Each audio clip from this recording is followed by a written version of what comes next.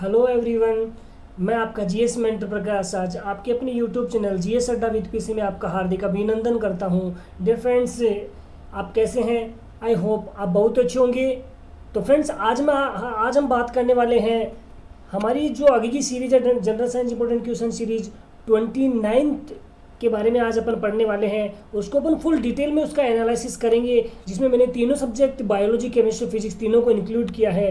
तो dear friends, आपको ज़्यादा से ज़्यादा आप लाइव आइए और जो भी क्वेश्चंस आपके सामने पुटअप किए जाते हैं आप उनके कमेंट बॉक्स में आंसर अवश्य दीजिए और अपने आप को परखिए कि आप उनमें से कितने क्वेश्चन कर सकते हैं। तो डियर फ्रेंड्स, बढ़ने से पहले आपसे छोटी सी एक रिक्वेस्ट करना चाहूँगा कि फ्रेंड्स, मेरे द्वारा दिया गया कंटेंट अगर आपको अच्छा लगता है तो आप मेरी वीडियो को ज़्यादा से ज़्यादा वॉच कीजिए, लाइक एंड शेयर कीजिए और साथ में with bell icon button channel को सब्सक्राइब अवश्य कीजिए, जिससे आने वाले जितने भी वीडियोज़ के नोटिफिकेशन आपको मिल सके और आप इन जनरल साइंस की सीरीज की फ़ायदा उठा सके और अपने कोई भी कम आने वाले जितने भी कंपटीशन एग्ज़ाम है उनमें एक अच्छा स्कोर गेन कर सकें। तो फ्रेंड्स, अब बढ़ते हैं अपन अपने फर्स्ट क्वेश्चन की ओर। तो आज के अपन क्वेश्चन का अपना फर्स्ट क्वेश्चन है, एंट अमीबा हिस्टोलाइटिका नामक परजीवी मानव के किस अंग में पाया जाता है? नंबर 1 यकृत में, 2 आंतों में, 3 फेफड़ों में और 4 वृक्कों में। तो आपको बताना है जो एंट अमीबा हिस्टोलाइटिका नामक एक परजीवी होता है जो दूसरों के ऊपर अपने जीवन को व्यापन करता है, वो मानव के किस अंग में प्रेजेंट होता है? तो इसका राइट आंसर फ्रेंड्स आप कमेंट बॉक्स में बता सकते हैं। तो इसका राइट आंसर होगा ऑप्शन 2 आंतों में। हमारी जो आंत होती है उन आंतों के अंदर क्या पाया जाता है? एंट अमीबा हिस्टोलाइटिका, यानी एक परजीवी होता है जो दूसरे जीवों के ऊपर डिपेंड करता है। तो ये हमारी जो आंतें होती हैं उन आंतों के ऊपर रह करके और अपने भोजन को बनाता है, तो उसका नाम है एंट अमीबा हिस्टोलाइटिका। तो इसका राइट आंसर होगा ऑप्शन 2 आंतों में। बढ़ते हैं नेक्स्ट क्वेश्चन, लॉकजो निम्न में से किस रोग की अंतिम अवस्था है? नंबर 1 रोहिणी की, 2 निमोनिया की, 3 सिफिलिस की और 4 टीटेनस की। तो आपको बताना फ्रेंड्स, जो लॉकजो एक बीमारी होती है वो किस रोग की एक अंतिम अवस्था होती है? तो फ्रेंड्स, इसका राइट आंसर आप कमेंट बॉक्स में बताइए। तो फ्रेंड्स, के राइट आंसर को जाने तो इसका राइट आंसर होगा ऑप्शन 4 टीटेनस की। जो कॉलेस्ट्रियम टीटेनी होता है ये इसका रैम होता है, इसकी वजह से ये फैलता है और लॉकजो इसको कहा, इसकी जो अंतिम अवस्था होती है वो कहलाती है लॉकजो।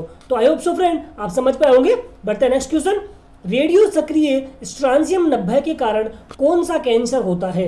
आपको बताना है कि ऐसा कौन सा कैंसर है जो रेडियो सक्रिय पदार्थ होता है स्ट्रांसियम 19 उसकी वजह से होता है।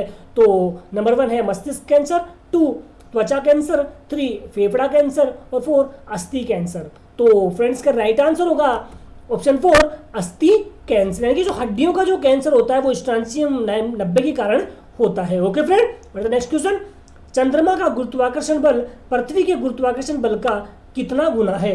नंबर 1 1/10 गुना, 2 2/5 गुना, 3 1/6 गुना और 4 1/5 गुना। तो आपको बताना है जो चंद्रमा के ऊपर जो ग्रेविटेशनल फोर्स है वो पृथ्वी के ग्रेविटेशनल फोर्स से कितना गुना है?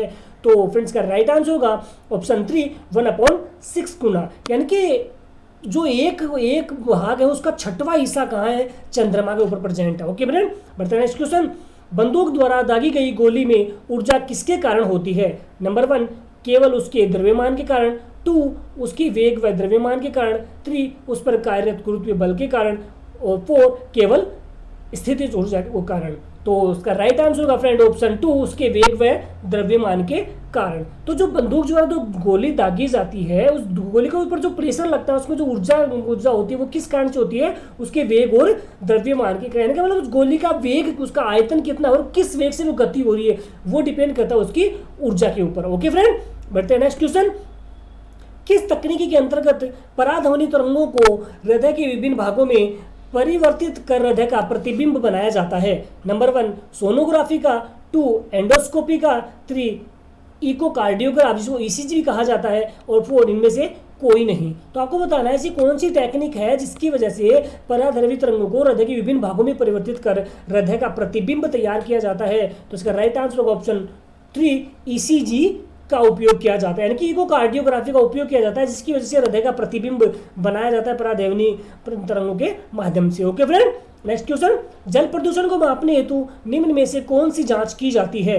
Number 1 biochemical oxygen demand, 2 biomagnetic oxygen demand, 3 biological oxygen demand और 4 इनमें से कोई नहीं। तो आपको बताना है कि जो जल प्रदूषण होता है, जो विभिन्न कारणों से जल को प्रदूषण हो जाता है, उसको मापने के लिए अपन किस युक्ति का यूज करते हैं? तो इसके लिए अपन यूज करते हैं फ्रेंड्स BOD का यूज करते हैं, जिसको बोलते हैं बायोलॉजिकल ऑक्सीजन डिमांड। तो इसका राइट आंसर होगा ऑप्शन 3। ओके फ्रेंड, बढ़ते हैं नेक्स्ट क्वेश्चन।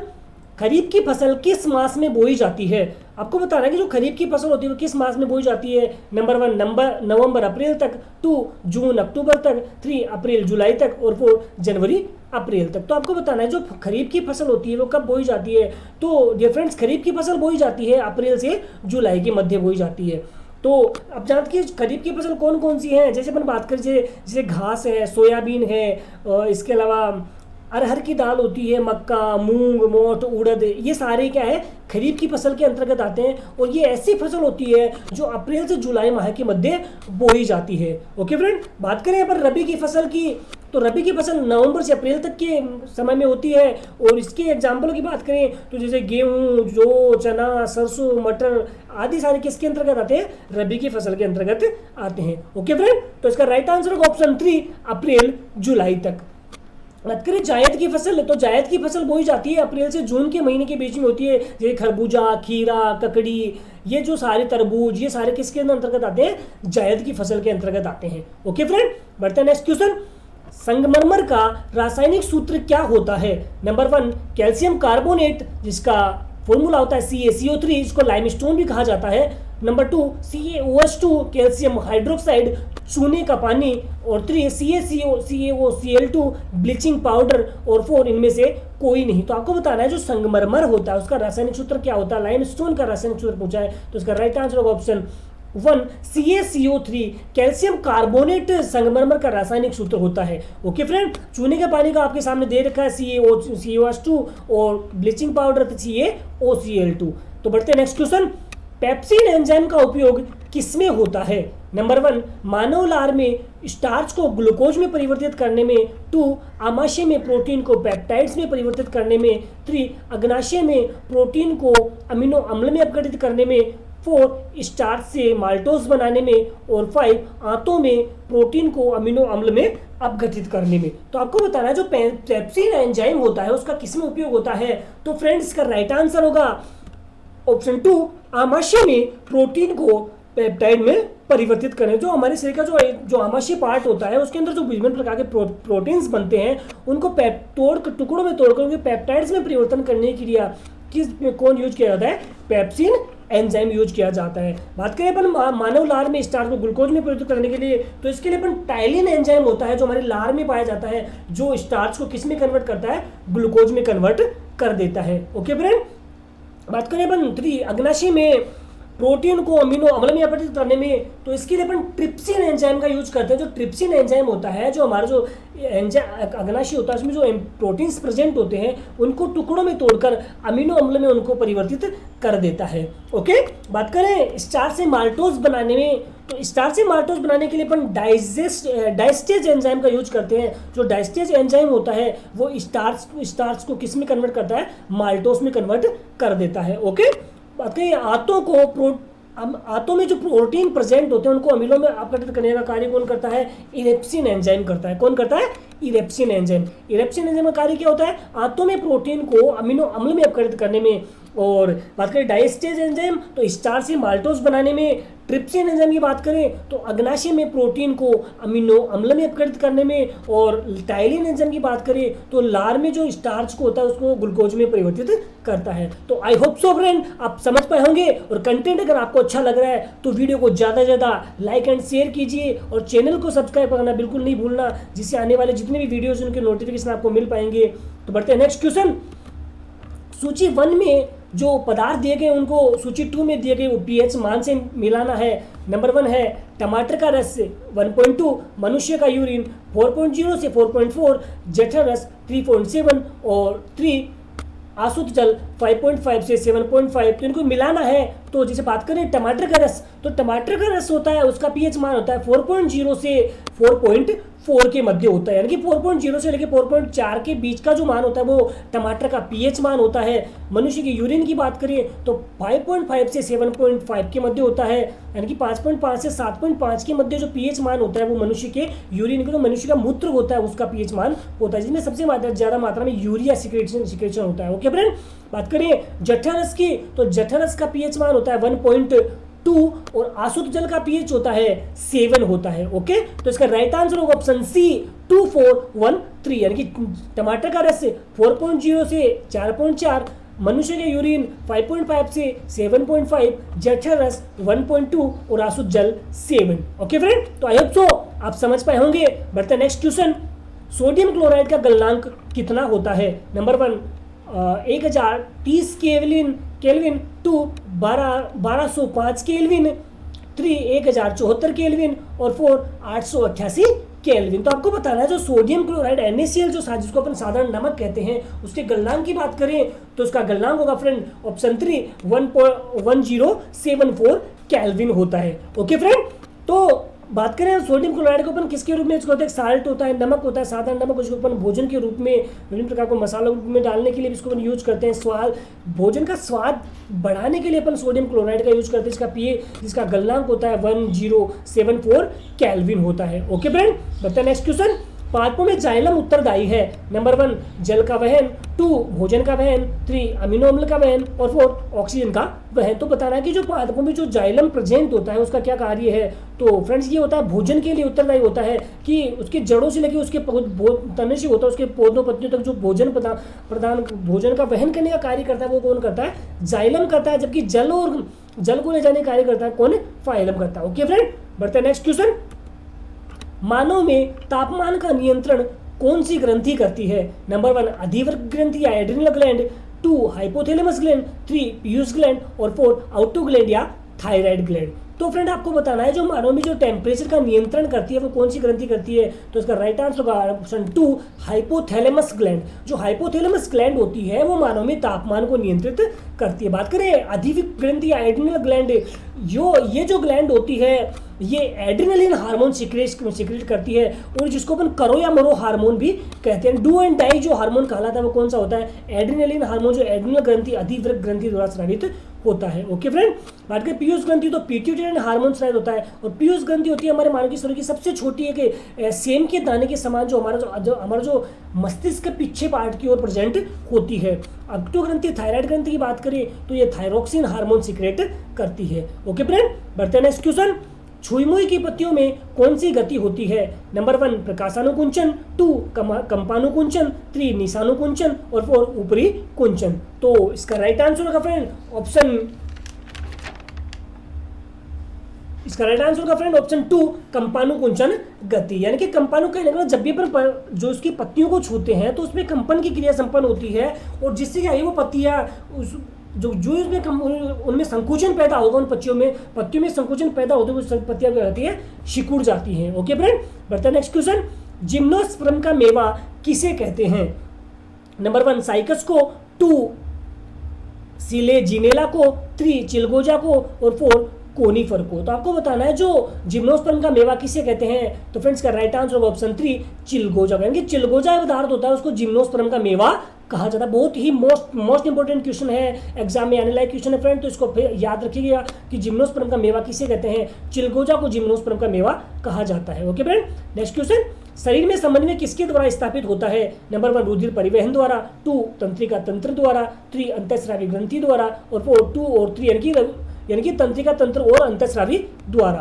तो फ्रेंड्स का राइट आंसर होगा ऑप्शन 4 2 है 3, यानी कि जो शरीर में समन्वय की क्रिया संपन्न होती है वो तंत्रिका तंत्र और अंतःस्रावी ग्लैंड्स जो तंत्र होता है उसके द्वारा स्थापित होता है। ओके फ्रेंड, बढ़ते हैं नेक्स्ट क्वेश्चन। गुलदाउदी का वानस्पतिक नाम क्या होता है? नंबर 1 साराका इंडिका, 2 एब्लेमोस्कस एस्कुलेंटम, 3 हिबिस्कस रोजा साइनेंसिस, 4 टेगिटिस इरेक्टा और 4 क्राइसेंथेमम इंडिकम। तो आपको बताना है जो गुलदाउदी का फूल होता है उसका बॉटनिकल नेम क्या होता है? तो फ्रेंड्स का राइट आंसर आप कमेंट बॉक्स में बता सकते हैं। तो इसका राइट आंसर होगा ऑप्शन 5 क्राइसेंथेमम इंडिकम। यानी गुलदाउदी का बॉटनिकल नेम होता है क्राइसेंथेमम इंडिकम।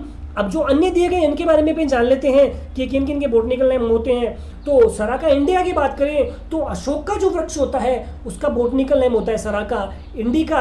बात करें एब्लेमोस्कस एस्कुलेंटम, तो भिंडी का जो वनस्पति का नाम होता है वो होता है एब्लेमोस्कस एस्कुलेंटम। हिबिस्कस रोजा साइनेंसिस की बात करें तो जो गुड़हल का फूल होता है, गुड़हल का पौधा होता है, उसका बोटनिकल नेम होता है हिबिस्कस रोजा साइनेंसिस। और टैगेटिस इरेक्टा की बात करें तो गेंदे का पुष्प होता है उसका बोटनिकल नेम होता है टैगेटिस इरेक्टा। तो गुलदाउदी का बोटनिकल नेम क्या हुआ? क्राइसैंथेमम इंडिकम, जो 5 इसका राइट आंसर है। सराका इंडिका। अशोक का बोटनिकल नेम एब्लेमोस्कस एस्कुलेंटम, भिंडी का बोटनिकल नेम हिबिस्कस रोजा साइनेंसिस, गुड़हल का बोटनिकल नेम, और टेगेटिस इरेक्टा का गेंदे के पुष्प का बोटनिकल नेम होता है। तो आई होप सो फ्रेंड आप समझ पाए होंगे। बढ़ते हैं नेक्स्ट क्वेश्चन।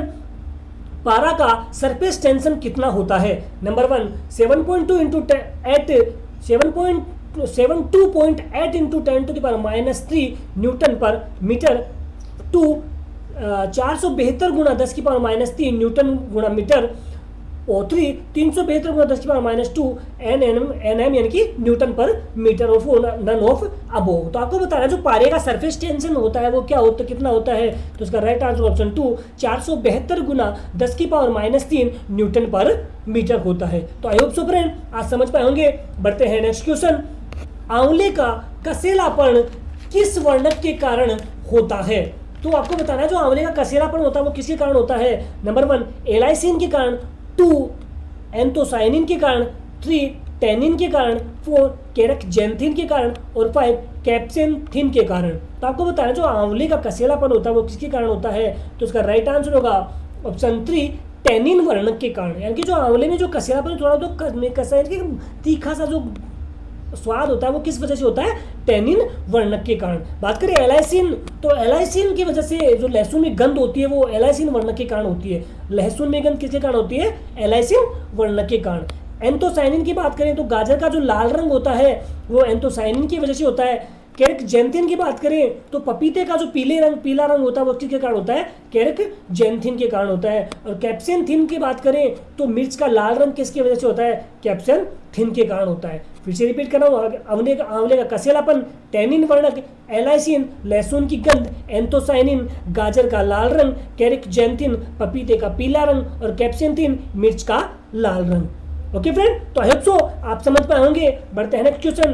तो थैंक यू फ्रेंड, आज के लिए इतना ही। तो दोस्तों कैसा लगा आपको ये वीडियो?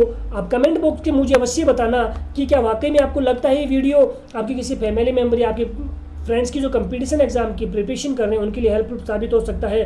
तो आप ज़्यादा से ज़्यादा अपने सोशल मीडिया ग्रुप में इसको शेयर कीजिए। अब इससे इतना सा होगा कि कहीं ना कहीं आपके फ्रेंड को अच्छा लगेगा, वो आपको थैंक्स कहेगा, और मेरा भी एक छोटा सा जो मैसेज है वो आप तक पहुंच पाएगा, और मेरा मोटिवेशन और ज़्यादा बिल्ड होगा। जितना ज़्यादा आप मुझे लाइक देंगे, मुझे सपोर्ट करेंगे, मेरे चैनल को सब्सक्राइब करते हैं, तो मेरा मोटिवेशन और ज़्यादा बिल्ड होगा, और मैं आपके लिए और इससे भी बेटर से बेटर कंटेंट लाने की कोशिश करता रहूँगा।